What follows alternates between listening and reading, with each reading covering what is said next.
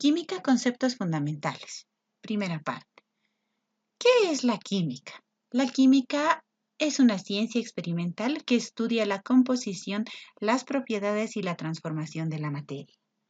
¿Qué es ciencia? ¿No? La ciencia es un conjunto de conocimientos obtenidos mediante la observación, razonamiento de los hechos que deducen teorías y leyes.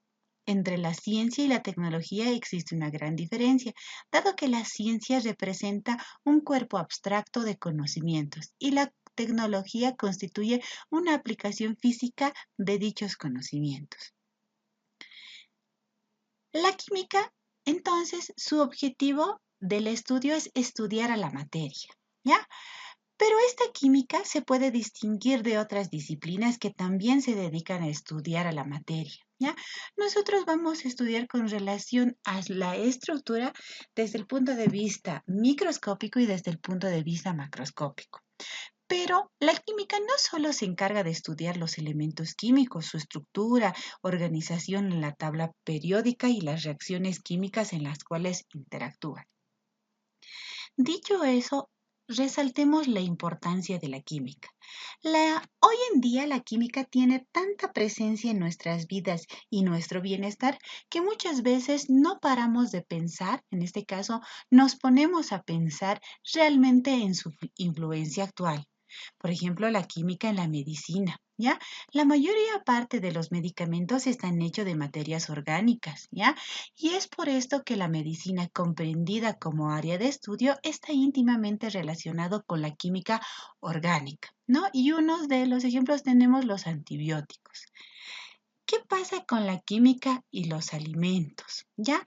Los alimentos están hechos a base de carbono. El objeto de estudio de la química orgánica, los carbohidratos constituyen el ejemplo más evidente de la composición química de los alimentos. La química y los agentes esterilizantes. ¿Qué pasa? La mayoría de los agentes esterilizantes, como el fenol y los formaldehídos, están compuestos de carbono. Este elemento estudiado por la química orgánica hacen que los esterilizantes sean más efectivos en el momento de eliminar las bacterias y los microbios. La química y la economía. Muchos de los compuestos carbonados que contamos ahora nos ayudan con relación al procesamiento de las materias primas y con eso de alguna manera nos dan un valor agregado a las sustancias en las cuales vamos a operar, ¿ya? Un claro ejemplo es la transformación del petróleo, ¿ya? A través que se llama de los distintos procesos en los cuales hemos ido trabajando.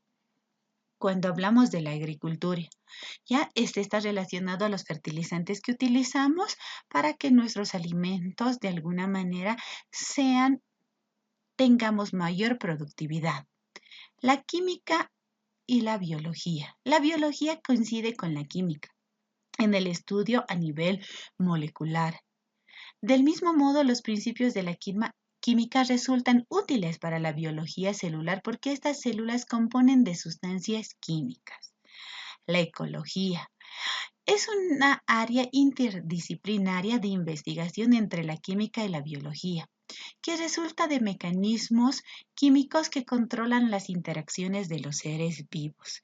La bioquímica. La bioquímica es una rama de la ciencia que se encarga de estudiar los procesos químicos que ocurren dentro de un ser vivo o que se relaciona con este, ¿ya? Entonces, la bioquímica es la ciencia que se enfoca a nivel celular. Y finalmente tenemos la biotecnología. En palabras simples podemos decir que la biotecnología es la tecnología basada en la biología. La división de la química.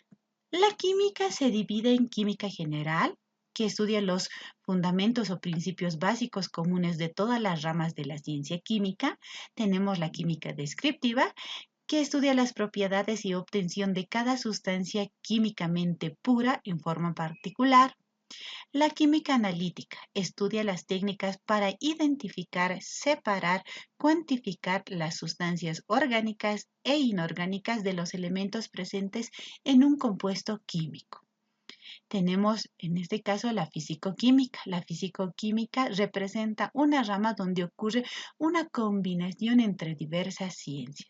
Y tenemos la química aplicada. A su vez, la química descriptiva se divide en una química inorgánica y la química orgánica. La química inorgánica estudia todas las sustancias del reino animal y la química orgánica estudia las sustancias que contienen carbono. La química analítica cuantitativa y la química analítica cualitativa. La química analítica cualitativa estudia las técnicas para identificar las sustancias químicas, ya sean simples o compuestas, en una muestra material o los elementos químicos presentes en un compuesto. La química analítica cuantitativa estudia las técnicas para cuantificar las sustancias químicas puras en una muestra material o el porcentaje en peso que representa cada elemento en un compuesto para luego establecer su fórmula química.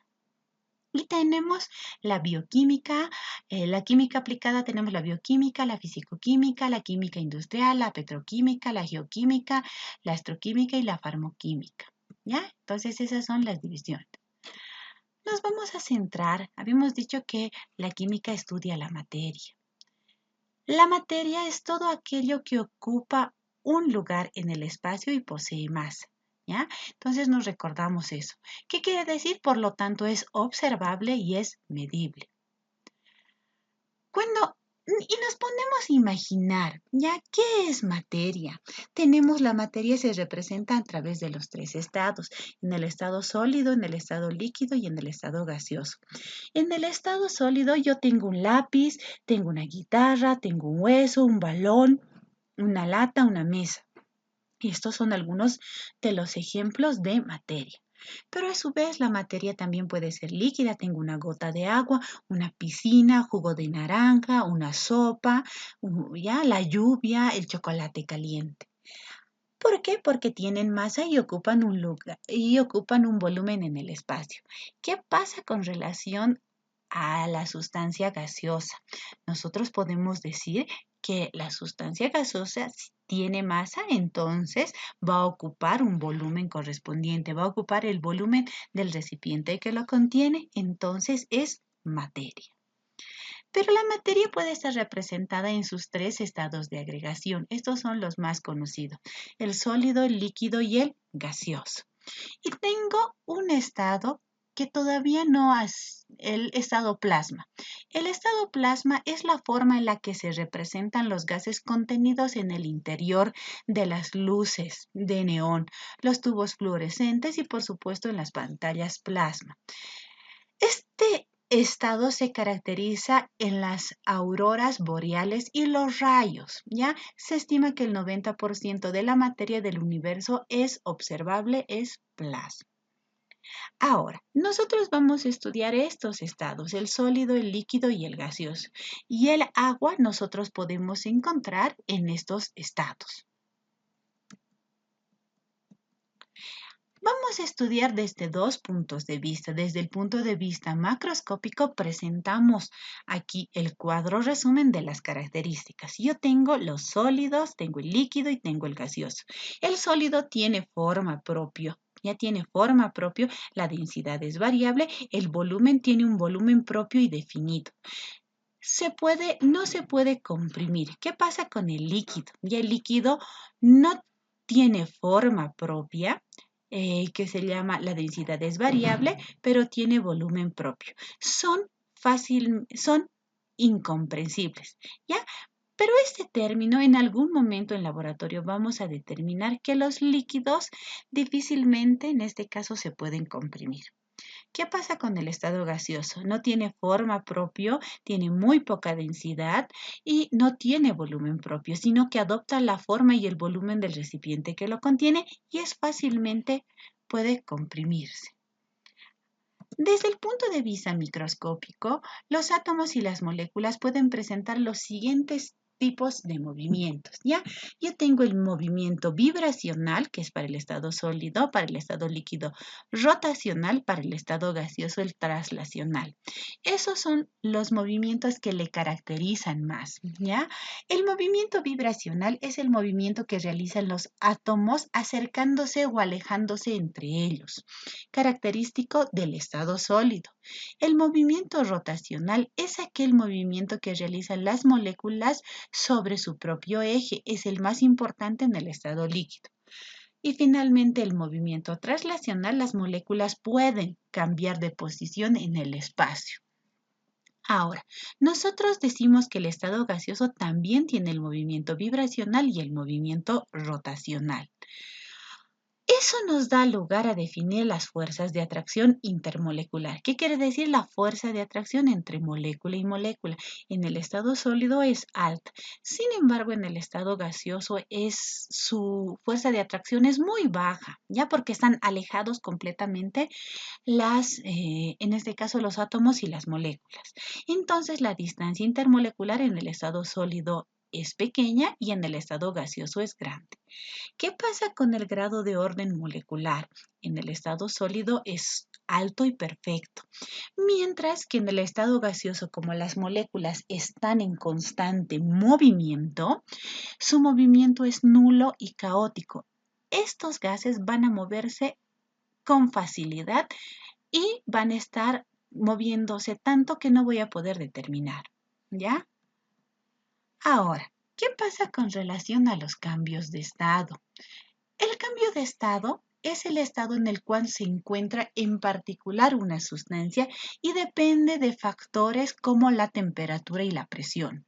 Por lo tanto, si modifico la temperatura y la presión, podría modificar estas variables. Ahora, ¿qué tenemos? Yo tengo, en este caso, el estado, tengo el líquido, tengo el sólido y tengo el gaseoso. La fusión es el paso de la sustancia que está en estado sólido y va a pasar al estado líquido, ¿ya? Entonces, esto es a través por medio de la energía térmica. Cuando yo tengo una sustancia líquida y, ¿no? En este caso se va a pasar a sólida, es solidificación. Si yo tengo la materia en estado líquido y voy a pasarla al estado gaseoso, el proceso se llama vaporización. Y si tengo la materia en estado gaseoso y la voy a volver líquida, se llama licuefacción. ¿Qué pasa del sólido al gaseoso? ¿Ya? Y yo tengo si pasa del gaseoso al sólido o del sólido al gaseoso, se denomina el proceso sublimación. ¿Ya? Este proceso consiste en el cambio de estado de la materia sólida al estado gaseoso sin pasar por el estado líquido. ¿Ya? Al proceso inverso se denomina de alguna manera sublimación inversa. ¿Ya? En este caso, un claro ejemplo es el hielo seco.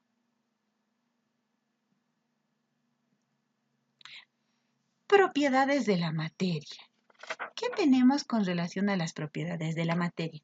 Las propiedades de la materia, toda porción de materia posee características propias que permiten identificarla, diferenciarla de otras. Estas características se denominan propiedades y se clasifican de acuerdo a dos criterios, por su dependencia con la cantidad de materia y por su naturaleza.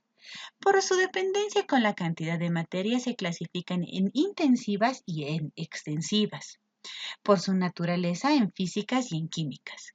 Las intensivas. La propiedad intensiva son aquellas que no dependen de la cantidad de materia. Por ejemplo, tengo el punto de fusión, punto de ebullición, color, la densidad y la conductividad. Mientras que las propiedades extensivas son aquellas propiedades que sí dependen de la cantidad de materia y tengo la masa, el peso, en este caso el volumen, el tamaño, la concentración, ¿ya? Ahora, cuando yo hablo de las propiedades físicas, son aquellas que permiten identificar a la materia independientemente de la naturaleza íntima que se caracteriza. Por ejemplo, el punto de ebullición, el punto de fusión, la conductividad, la compresibilidad.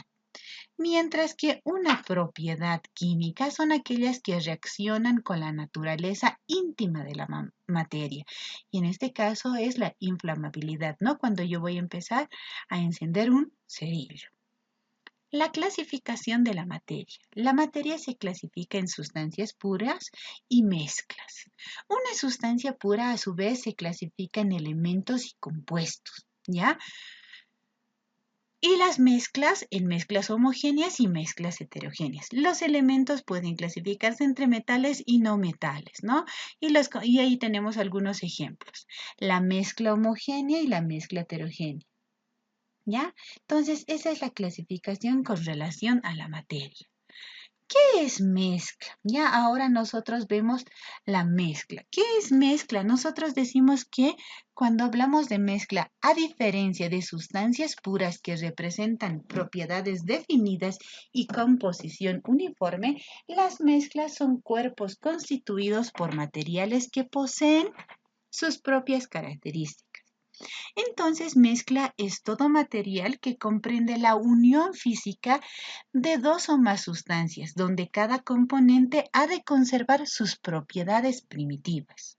Un fenómeno físico da lugar a una mezcla. Tengo yo dos mezclas, hemos dicho, una mezcla homogénea y una mezcla heterogénea. Dentro de las mezclas homogéneas, yo tengo la mezcla homogénea. Una mezcla homogénea es si sus componentes no se pueden diferenciar a simple vista y presentan una sola fase. Mientras que una mezcla heterogénea, sus componentes se pueden distinguir a simple vista. Entonces aquí podemos ver dos fases.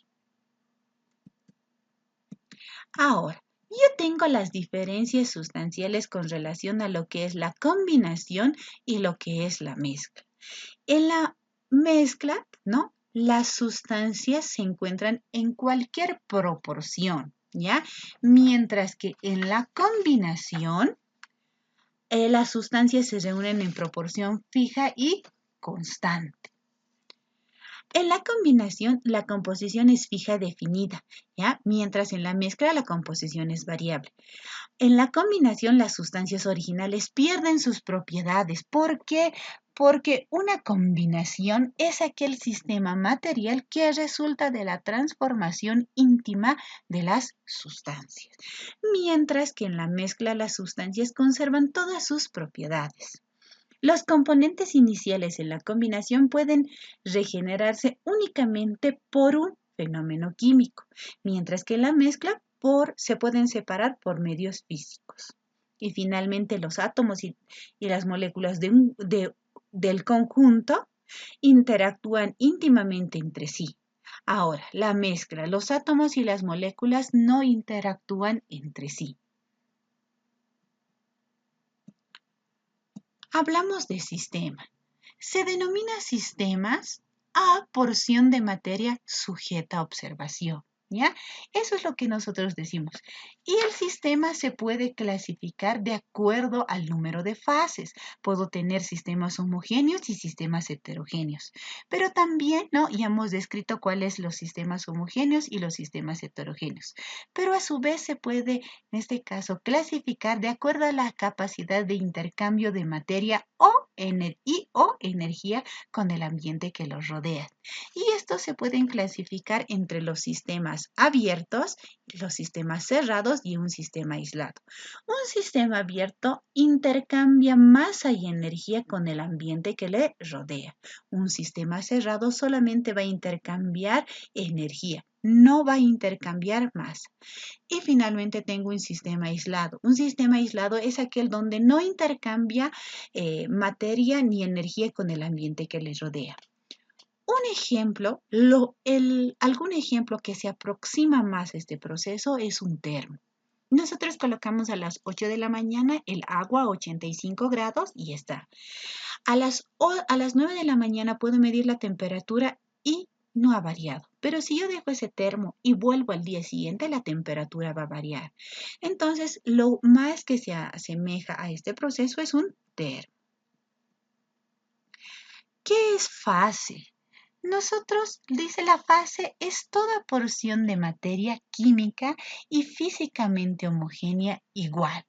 Por ejemplo, si nosotros tenemos una taza de frío, comprende una sola fase líquida. El aire que respiramos está en una sola fase que es gaseosa. Ahora, Yo tengo aquí un vaso con agua. Ya yo tengo un vaso con agua y voy a añadir arena y acerrín. Lo voy a agitar. Que yo tengo al final estos se van a separar y tengo una mezcla heterogénea. Tenemos las ensaladas y el agua y el aceite. ¿Ya? Ahora, el término de fase entonces está relacionado con el estado de agregación. Decimos que la fase es porción, en este caso de sistema, que es microscópicamente homogénea. Yo tengo aquí 3 recipientes, tengo 3 vasos. El primero tengo aceite y agua. Tengo 2 fases, en este caso líquidas. Si bien el agua está en una fase, el aceite está en otra fase. No se pueden mezclar eso. ¿Cuántos componentes tengo? Tengo el agua y el aceite, tengo 2 componentes. En el segundo vaso, ¿qué tengo? Tengo hielo y agua. ¿Cuántas fases tengo? Recuerden que la fase está relacionado con el estado de agregación. Yo tengo la fase sólida y tengo la fase líquida. Tengo 2 fases. Pero ¿cuántos componentes? Aquí solamente tengo un componente que es el agua. El agua que está en estado sólido y el agua que está en estado líquido. Finalmente yo voy a colocar agua y sal. Lo voy a, en este caso, disolver y la sal, ¿no? En este caso el agua va a absorber a la sal. Yo tengo ¿cuántas fases? A simple vista tengo solamente una fase. ¿Cuántos componentes? Yo tengo 2 componentes, que es el agua y en este caso la sal. Un fenómeno. ¿Qué es un fenómeno? Dice, es cualquier cambio o transformación que sufre la materia y que se lo advierte por las diferencias halladas al observar el material antes y después de dicho trastorno. ¿Ya? Por ejemplo, cortar madera, cortar el papel, quemar. En este caso, este es un fenómeno químico, ¿ya? La fotosíntesis es un fenómeno químico y el encender un auto es un fenómeno químico. Estos son fenómenos físicos. Un fenómeno, entonces, es cualquier cambio o transformación que ha de sufrir la materia que se lo advierte por las diferencias que se van a hallar en la materia antes y después de dicho cambio. Ahora, el fenómeno químico es todo cambio que sufre la materia durante el cual las propiedades íntimas se modifican completamente. Aquí yo tengo la combustión, la fotosíntesis y el encender un auto. Mientras que un fenómeno físico es todo cambio que sufre la materia durante el cual no se modifican sus propiedades íntimas. ¿Ya? Eso es lo que nosotros tenemos.